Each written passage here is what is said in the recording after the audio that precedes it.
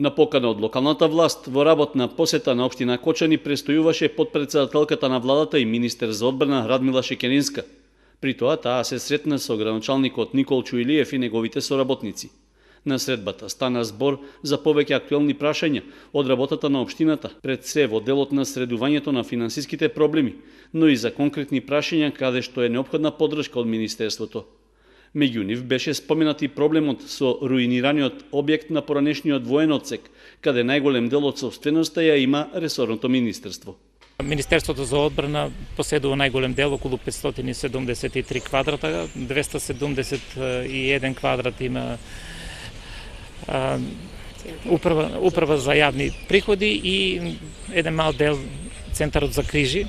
Зграда која е во централното градско подрачје и која навистина е во очена состојба и ствара лоша слика како за нашата општина, така и за институциите кои се сместени во тој објект и мислам дека условите се повеќе од минимални, мислам дека треба да најдеме решение.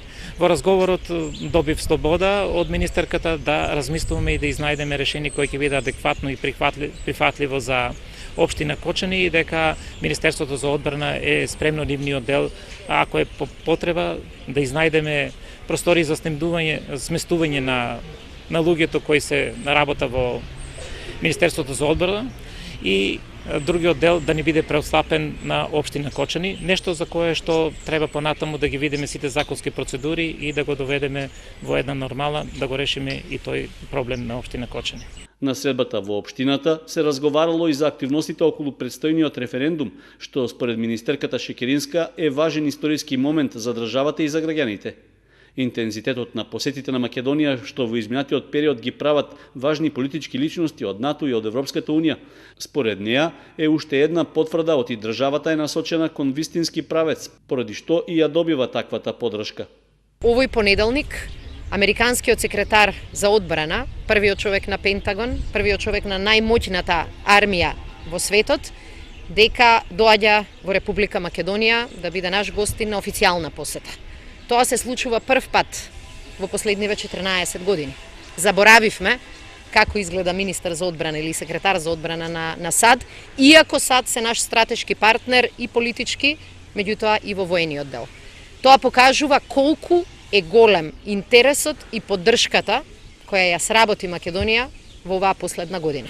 Ова не дојде преку ноќ и е целосно заслужено. Македонија тоа го заслужи со крупните промени кои ги направи во последната година. Тоа покажува дека светот ги отвори вратите кон нас, но останува сега на граѓаните на Република Македонија, на секој од нас поединечно, да одлучиме дали таа отворена врата и таа дадена шанса ќе ја искористиме. Освен посетата на секретарот на американската армија Матис, наредната недела во посета на Македонија ќе дојдат уште двајца министри за одбрана од земји членки на Европската Унија. Главна цел на нивниот престој кај нас е да дадат поддршка референдумот да успее.